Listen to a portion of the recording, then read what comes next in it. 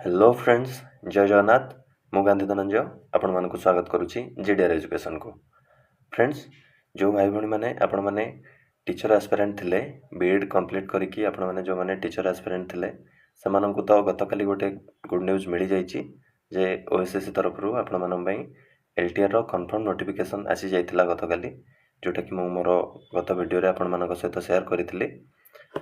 एवं आज आपण मानन पई आउ एक सरप्राइज ओएसएससी देइची जे सेही एलटीआर पोस्ट पई आपण माने अप्लाई केबेटू करि परिबे, एप्लीकेशन डेट केबेटू स्टार्ट होची तार नोटिस मध्य आसी जाइची। देखंतु आज ही नई नोटिस टी आसीची 3 तारिख।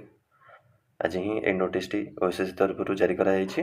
आपण माने ओएसएससी वेबसाइट रे मध्य जाइकी चेक करि परिबे। तो देखि नबा केबेटू अप्लाई डेट स्टार्ट होची। जेमति आपण माने देखि परथिबे एटी जे ऑनलाइन रजिस्ट्रेशन स्टार्ट होची 6 तारिख रु जनवरी 6 2025 6 तारिख रु ऑनलाइन रजिस्ट्रेशन आपण माने करि परिबे।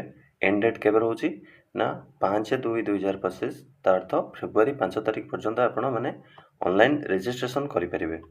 एवं एप्लीकेशन सबमिशन डेट केबेटू स्टार्ट होची ना सेही 6 तारिख रु आपण माने जे दिन टू रजिस्ट्रेशन करिवे सेही दिन आपण मध्ये चाहिले एप्लीकेशन सबमिट करि परिबे।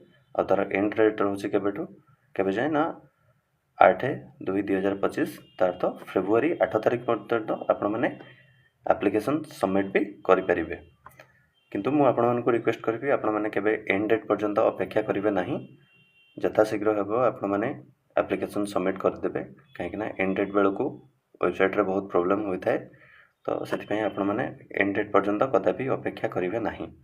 एवं आपण माने जदि एप्लीकेशन रे कोनोसी त्रुटि होई जाय थाए तो आपण माने से फेब्रुआरी 10 तारिख पर्यंत आपण माने ताकू एडिट मध्य करि परिबे।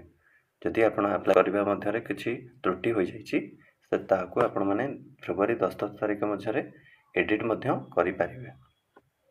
तो फ्रेंड्स, ए तो आसी छि एप्लीकेशन केबेटू स्टार्ट हो ता ऊपर कंफर्म नोटिफिकेशन आसी जाइछि। तो आपण मानकर एबे क्वेश्चन आसुथिबो जे एग्जाम केबे होबो। तो देखंतु फ्रेंड्स, से विषय रे तो ओएसएससी वर्तमान कोनोसी कंफर्म नोटिस देई नाही, किंतु जनरली हमर ओएसएससी रो रूल हिसाब रे जे कोनोसी से notice exam notice apply date start करि थाए, अप्लाई डेट रो एंड डेट परे मिनिमम 45 डेज रे एग्जाम होई थाए।